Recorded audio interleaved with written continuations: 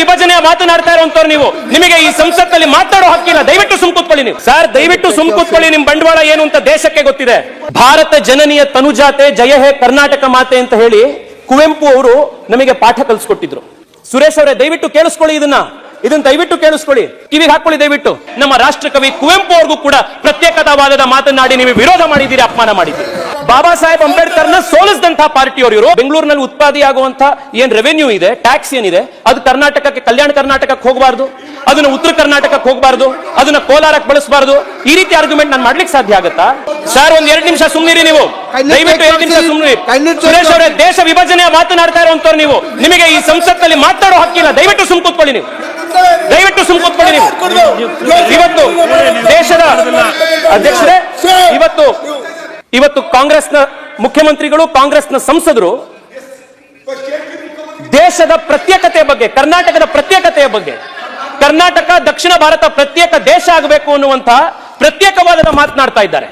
ಯಾವ ಪಾರ್ಟಿ ನಾವು ದೇಶಕ್ಕೆ ಸ್ವಾತಂತ್ರ್ಯ ತಂದುಕೊಟ್ವಿ, ಮಹಾತ್ಮ ಗಾಂಧಿಯ ಪಾರ್ಟಿ ಅಂತ ತಮ್ಮಂತ ತಾವು ಕರ್ಕೊಳ್ತಾರೋ ದೇಶ ಒಡೆಯುವಂತ ಮಾತನ್ನು ಇವತ್ತು ಕಾಂಗ್ರೆಸ್ ಪಾರ್ಟಿಯವರು ಮಾತನಾಡ್ತಾ ಇದ್ದಾರೆ. ನಾಚಿಕೆ ಆಗ್ಬೇಕು ಕಾಂಗ್ರೆಸ್ ಪಾರ್ಟಿಯವ್ರಿಗೆ ಇವತ್ತು. ಯಾವ ಸರ್ ದಯವಿಟ್ಟು ಸುಮ್ ಕೂತ್ಕೊಳ್ಳಿ. ನಿಮ್ ಬಂಡವಾಳ ಏನು ಅಂತ ದೇಶಕ್ಕೆ ಗೊತ್ತಿದೆ. ಇಡೀ ದೇಶಕ್ಕೆ ಕರ್ನಾಟಕದ ಇತಿಹಾಸ, ಕರ್ನಾಟಕದ ಮಣ್ಣಿನ ಗಂಧ ಗಾಳಿ ಗೊತ್ತಿರುವಂತವರಿಗೆ ಈ ಪ್ರತ್ಯೇಕತಾವಾದದ ಕೂಗು ಏನು, ಅದರ ವಿರುದ್ಧ ಯಾವ ರೀತಿ ಪ್ರತ್ಯೇಕತಾವಾದಕ್ಕೆ ಉತ್ತರ ಕೊಡಬೇಕು ಅಂತ ಕನ್ನಡಿಗರಿಗೆ ಗೊತ್ತಿದೆ. ಅಧ್ಯಕ್ಷರೇ, ಭಾರತ ಜನನಿಯ ತನುಜಾತೆ ಜಯ ಹೇ ಕರ್ನಾಟಕ ಮಾತೆ ಅಂತ ಹೇಳಿ ಕುವೆಂಪು ಅವರು ನಮಗೆ ಪಾಠ ಕಲಿಸ್ಕೊಟ್ಟಿದ್ರು. ಕರ್ನಾಟಕ ಯಾವುದು ಅಂತಂದ್ರೆ ಭಾರತ ಜನನಿಯ ಸುಪುತ್ರಿ ಆ ತನುಜಾತೆ, ಅವಳು ಕರ್ನಾಟಕ ಅಂತ ಕುವೆಂಪು ಅವರು ನಮಗೆ ಮಾರ್ಗದರ್ಶನ ಮಾಡಿಕೊಟ್ಟಿದ್ರು. ಇದು ಕರ್ನಾಟಕದ ಒಂದು ಸಂಸ್ಕೃತಿ, ಕರ್ನಾಟಕದ ಒಂದು ಮಹಿಮೆ. ಇದು ಅಷ್ಟೇ ಅಲ್ಲ, ನಮ್ಮ ರಾಷ್ಟ್ರಕವಿ ಕುವೆಂಪು ಅವರು, ಸುರೇಶ್ ಅವರೇ ದಯವಿಟ್ಟು ಕೇಳಿಸ್ಕೊಳ್ಳಿ, ಇದನ್ನ ದಯವಿಟ್ಟು ಕೇಳಿಸ್ಕೊಳ್ಳಿ. ರಾಷ್ಟ್ರಕವಿ ಕುವೆಂಪು ಅವರು, ಕಿವಿಗೆ ಹಾಕೊಳ್ಳಿ ದಯವಿಟ್ಟು. ರಾಷ್ಟ್ರಕವಿ ಕುವೆಂಪು ಅವರು ಪ್ರತ್ಯೇಕತಾವಾದದ ಬಗ್ಗೆ ಮಾತನಾಡ್ತಾ ಹೀಗೆ ಹೇಳಿದ್ರು: ಪ್ರತ್ಯೇಕತೆಗಾಗಲಿ ವಿರೋಧಕ್ಕಾಗಲಿ ಸ್ವಲ್ಪವೂ ಅವಕಾಶ ಇರಬಾರದು. ಭರತಖಂಡ ಮರದ ಬುಡ, ಪ್ರಾಂತಗಳೇ ಅದರ ಕೊಂಬೆಗಳು, ಬುಡ ಕಡಿದ ಮೇಲೆ ಕೊಂಬೆಗಳು ಅಲ್ಲೇ ಇರುತ್ತವೆಯೇ. ನಾವು ಭಾರತೀಯರಾದುದರಿಂದ ಕನ್ನಡಿಗರಾಗಿದ್ದೇವೆ, ಭಾರತೀಯರಲ್ಲದವರು ಕನ್ನಡಿಗರೇ ಅಲ್ಲ. ಈ ಭಾವನೆಯನ್ನೆಂದೂ ಮರೆಯಬಾರದು.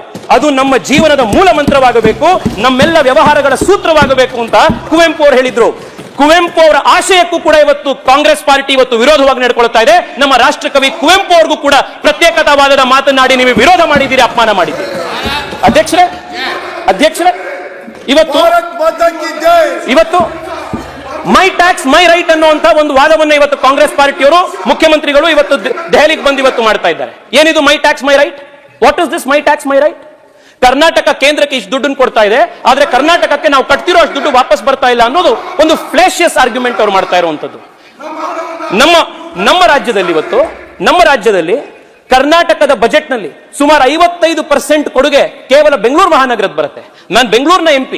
ನಾನು ಕರ್ನಾಟಕಕ್ಕೆ ಬೆಂಗಳೂರಿನ ಹೊರತಾಗಿ ಯಾವುದೇ ಬೆಂಗಳೂರಿನಲ್ಲಿ ಉತ್ಪಾದಿಯಾಗುವಂತಹ ಏನ್ ರೆವೆನ್ಯೂ ಇದೆ, ಟ್ಯಾಕ್ಸ್ ಏನಿದೆ, ಅದು ಕರ್ನಾಟಕಕ್ಕೆ, ಕಲ್ಯಾಣ ಕರ್ನಾಟಕಕ್ಕೆ ಹೋಗಬಾರ್ದು, ಅದನ್ನ ಉತ್ತರ ಕರ್ನಾಟಕಕ್ಕೆ ಹೋಗಬಾರ್ದು, ಅದನ್ನ ಕೋಲಾರಕ್ಕೆ ಬಳಸಬಾರ್ದು. ಈ ರೀತಿ ಆರ್ಗ್ಯುಮೆಂಟ್ ನಾನು ಮಾಡ್ಲಿಕ್ಕೆ ಸಾಧ್ಯ ಆಗುತ್ತಾ? ಈ ದೇಶ ಇವತ್ತು ನಡೀತಿರುವಂತಹ ಜವಾಬ್ದಾರಿ ರಾಜ್ಯ ಕೇಂದ್ರ ಸರ್ಕಾರಗಳದ್ದಿದೆ. ಈ ರೀತಿ ಮೈ ಟ್ಯಾಕ್ಸ್ ಮೈ ರೈಟ್ ಅನ್ನುವಂತಹ ಆರ್ಗ್ಯುಮೆಂಟ್ ದೇಶದ ಸಂವಿಧಾನ ವಿರೋಧವಾಗಿರುವಂತಹ ಆರ್ಗ್ಯುಮೆಂಟ್, ದೇಶದ ಫೆಡರಲ್ ಸ್ಟ್ರಕ್ಚರ್ಗೆ ವಿರುದ್ಧವಾಗಿರುವಂತಹ ಆರ್ಗ್ಯುಮೆಂಟ್. ಅದು ಈ ರೀತಿಯ ದೇಶ ವಿಭಜನೆ ಮಾನಸಿಕತೆಯನ್ನ, ಸಂವಿಧಾನ ವಿರೋಧಿ ಮಾನಸಿಕತೆಯನ್ನ ನಾವು ಖಂಡಿತವಾಗ್ಲೂ ಖಂಡಿಸಬೇಕಾಗಿರುವಂತಹ ಸಮಯ ಬಂದಿದೆ. ತಮ್ಮಂತಾವು ಬಾಬಾ ಸಾಹೇಬ್ ಅಂಬೇಡ್ಕರ್ ಬಹಳ ದೊಡ್ಡ ಅನುಯಾಯಿ ಅಂತ ಕಾಂಗ್ರೆಸ್ನವರು, ಮುಖ್ಯಮಂತ್ರಿಗಳು ಕರ್ಕೊಳ್ತಾರೆ. ಬಾಬಾ ಸಾಹೇಬ್ ಅಂಬೇಡ್ಕರ್ ಏನ್ ಹೇಳಿದ್ರು ಕೋಆಪರೇಟಿವ್ ಫೆಡರಲಿಸಂ ಬಗ್ಗೆ? ಬಾಬಾ ಸಾಹೇಬ್ ಅಂಬೇಡ್ಕರ್ನ ಸೋಲಿಸಿದಂತಹ ಪಾರ್ಟಿಯವರು ಇವರು. ಅದಕ್ಕೆ ಸಂವಿಧಾನದ ಕೋಆಪರೇಟಿವ್ ಫೆಡರಲಿಸಂನ ಆಶಯಕ್ಕೂ ವಿರುದ್ಧವಾಗಿ ಇವತ್ತು ನಡ್ಕೊಳ್ತಾ ಇರುವಂತದ್ದು. ಅಧ್ಯಕ್ಷರೇ, ಈ ಇಡೀ ಲಾಜಿಕ್ ಏನಿದೆ, my tax my right, I want to take a minute to explain to you ಅಧ್ಯಕ್ಷಜಿ why this is a illogical argument. ಇವತ್ತು ಬೆಂಗಳೂರಿನಲ್ಲಿ ಮ್ಯಾಕ್ಸಿಮಮ್ ಹಣ ಬೆಂಗಳೂರಿನ ಮಹದೇವಪುರ, ಬೆಂಗಳೂರಿನ ಬೊಮ್ಮನಹಳ್ಳಿ 2-3 ಏರಿಯಾಗಳಿಂದ ಬರುತ್ತೆ. ಬೆಂಗಳೂರಿನ ಬೇರೆ ಏರಿಯಾದವರು ಕೂಡ ಬೆಂಗಳೂರಿನಲ್ಲಿ ಕಲೆಕ್ಟ್ ಆಗ್ತಿರೋ ಮಹದೇವಪುರ, ಬೊಮ್ಮನಹಳ್ಳಿ ಕಲೆಕ್ಟ್ ಆಗ್ತಿರುವಂತ ದುಡ್ಡನ್ನು ಬೇರೆ ಕಡೆಗೆ ಯಾಕೆ ಹಾಕ್ತೀರಿ ಅಂತ ಪ್ರಶ್ನೆ ಮಾಡಿದ್ರೆ, ಯಾರು ನಾವು ಸಮಾಜವಾದಿ ಅಂತ ತಮ್ಮಂತಾವು ಕರ್ಕೊಳ್ತಾ ಇದ್ದಾರೋ, ರೀಡಿಸ್ಟ್ರಿಬ್ಯೂಷನ್ ಆಫ್ ವೆಲ್ತ್ ನೇ ಸಮಾಜವಾದದ ಬುನಾದಿ ಅಂತ ಯಾರು ಚುನಾವಣೆ ಮಾಡಿದ್ರೋ, ಯಾರು ಅಧಿಕಾರಕ್ಕೆ ಬಂದ್ರೋ, ಆ ಸಮಾಜವಾದಿಗಳು ಇವತ್ತು ಮೈ ಟ್ಯಾಕ್ಸ್ ಮೈ ರೈಟ್ ನ ಮಾತನಾಡ್ತಾ ಇದ್ದಾರೆ. ನಾಳೆ ಇದೇ ಮೈ ಟ್ಯಾಕ್ಸ್ ಮೈ ರೈಟ್ ನ ಅಂಬಾನಿ ಮಾತನಾಡಿದ್ರೆ, ಇದೇ ಮೈ ಟ್ಯಾಕ್ಸ್ ಮೈ ರೈಟ್ ನ ದೊಡ್ಡ ಉದ್ಯೋಗಪತಿಗಳು ಮಾತನಾಡಿದ್ರೆ ನಾನ್ ಜಾಸ್ತಿ ಟ್ಯಾಕ್ಸ್ ಕಟ್ತೀನಿ, ಅದಕ್ಕೋಸ್ಕರ ಆ ಟ್ಯಾಕ್ಸ್ ಹಣ ನನಗೆ ಬರಬೇಕು ಅಂತ ಕೇಳಿದ್ರೆ ಏನ್ ಆರ್ಗ್ಯುಮೆಂಟ್ ಮಾಡ್ತಾ ಇದ್ದೀರಿ ನೀವು? ಯಾವ ಲಾಜಿಕ್ ನಲ್ಲಿ ಆರ್ಗ್ಯುಮೆಂಟ್ ಮಾಡ್ತಾ ಇದ್ದೀರಿ? ಅಧ್ಯಕ್ಷರೇ, ಇವತ್ತು ರಾಜನಾಥ್ ಸಿಂಗ್ ಜಿ ಅವರು ನಮ್ಮ ಎದುರುಗಡೆ ಕೂತಿದ್ದಾರೆ, ದೇಶದ ರಕ್ಷಣಾ ಸಚಿವರು. ಪ್ರತ್ಯೇಕ ರಾಷ್ಟ್ರ, ಪ್ರತ್ಯೇಕ ದಕ್ಷಿಣ ಭಾರತದ ರಾಷ್ಟ್ರ, ಏನ್ ಮಾತನಾಡ್ತಾ ಇದ್ದೀರಿ ಕಾಂಗ್ರೆಸ್ನವರು ಇವತ್ತು?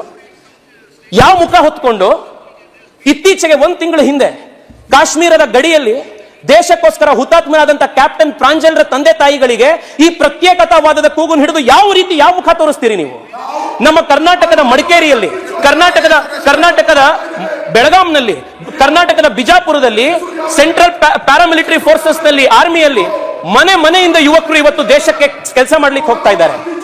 ಆ ದೇಶದ ಗಡಿ ಭಾಗವನ್ನು ಕಾಪಾಡ್ತಾ ಇರುವಂತಹ ಯುವಕರಿಗೆ ಮುಖ್ಯಮಂತ್ರಿಗಳು, ಕಾಂಗ್ರೆಸ್ ಪಾರ್ಟಿಯವರು ಯಾವ ಮುಖ ಹಿಡ್ಕೊಂಡು ಪ್ರತ್ಯೇಕತಾವಾದದ ಮಾತನಾಡಿರುವಂತವರು ಯಾವ ಮುಖ ಹಿಡ್ಕೊಂಡು ನೀವು ಇವತ್ತು ಅವ್ರನ್ನ ಹೋಗಿ ಮಾತನಾಡಿಸ್ತೀರಿ?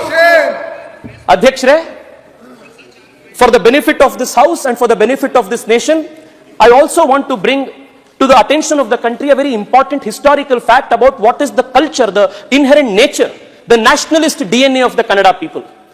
Adhyakshji, it gives me immense pride to state that when right after 1947 the country got independence and multiple princely states were there in India and they all had to merge to become the Indian Union, the first princely state to voluntarily accede to the Indian Union was my state of Karnataka, the Mysuru state. ನಮ್ಮ ರಾಜ್ಯದು ಇಡೀ ದೇಶದ ಜೊತೆಗೆ ಒಂದಾಗಿದ್ದು ಕರ್ನಾಟಕ ರಾಜ್ಯ, ಮೈಸೂರು ರಾಜ್ಯ. ಅಷ್ಟೇ ಅಲ್ಲ ಸುರೇಶ್ ಅವರೇ, ದಯವಿಟ್ಟು ಕೇಳಿಸ್ಕೊಳ್ಳಿ. ತಾವು ಹಳೆ ಮೈಸೂರು ಭಾಗದಿಂದ ಬರ್ತೀರಿ, ದಯವಿಟ್ಟು ಇದನ್ನು ಕೇಳಿಸ್ಕೊಳ್ಳಿ. ಯಾವಾಗ ಸರ್ದಾರ್ ಪಟೇಲ್ರು ದೇಶದ ಎಲ್ಲ ಕಡೆ ಸಂವಿಧಾನ ಈ ಪ್ರಿನ್ಸ್ಲಿ ಸ್ಟೇಟ್ಗಳ ಹತ್ರ ಹೋಗಿ, ರಾಜ್ಯಗಳನ್ನು ಹೋಗಿ ಏಕತೆ ಮಾಡುವಂತ ಒಂದು ಕೆಲಸಕ್ಕೆ ಹೋಗಿದ್ರು, ಅವಾಗ ಸರ್ದಾರ್ ಪಟೇಲ್ರಿಗೆ ಏರೋಪ್ಲೇನ್ ನ ಕೊಟ್ಟು ಆ ಏರೋಪ್ಲೇನ್ ನ ಟ್ಯಾಕ್ಸ್ ಕೂಡ ಕಟ್ಟಿದ್ದು, ಏರೋಪ್ಲೇನ್ ನ ವ್ಯವಸ್ಥೆ ಮಾಡಿಕೊಟ್ಟಿದ್ದು ಕೂಡ ಮೈಸೂರು ಮಹಾರಾಜರು ಮಾಡಿಕೊಟ್ಟಿದ್ದು, ದೇಶದ ಏಕತೆಗೋಸ್ಕರ ಮಾಡಿಕೊಟ್ಟಿದ್ದು.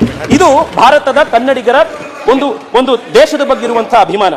ಅಧ್ಯಕ್ಷರೇ, 2-3 ಅಂಶಗಳನ್ನು ನಾನು ಕಾಂಗ್ರೆಸ್ನವರಿಗೆ ಕೇಳಲಿಕ್ಕೆ ಇಚ್ಛೆ ಪಡ್ತೇನೆ.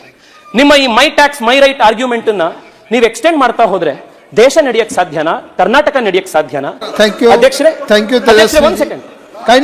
ನರೇಂದ್ರ ಮೋದಿ ಸರ್ಕಾರ ಕರ್ನಾಟಕದ ಸಾವಿರಾರು ಜನ ಯುವಕರನ್ನ ವಿಶ್ವದ ಮೂಲೆಗಳಲ್ಲಿ ಯುಕ್ರೇನ್ ಯುದ್ಧದ ಸಂದರ್ಭದಲ್ಲಿ, ಯಮೆನ್ ಯುದ್ಧದ ಸಂದರ್ಭದಲ್ಲಿ, ಕೋವಿಡ್ ನ ಸಂದರ್ಭದಲ್ಲಿ, ವಂದೇ ಭಾರತ್ ಮಿಷನ್ ನಲ್ಲಿ ಸಾವಿರಾರು ಜನ ಭಾರತೀಯರನ್ನ, ಕನ್ನಡಿಗರನ್ನ ವಾಪಸ್ ಸುರಕ್ಷಿತವಾಗಿ ಕರ್ಕೊಂಡು ಬಂದ್ರಲ್ಲ, ಇದು ಕನ್ನಡಿಗರು ಅಂತ ನೋಡಿದ್ರ, ಭಾರತೀಯರು ಅಂತ ನೋಡಿದ್ರ, ದೇಶದ ನಾಗರಿಕರು ಅಂತ ಹೇಳಿ ನರೇಂದ್ರ ಮೋದಿ ಸರ್ಕಾರ ಪ್ರತಿಯೊಬ್ಬ ಕನ್ನಡಿಗರನ್ನು ವಾಪಸ್ ಕರ್ಕೊಂಡು ಬಂತು.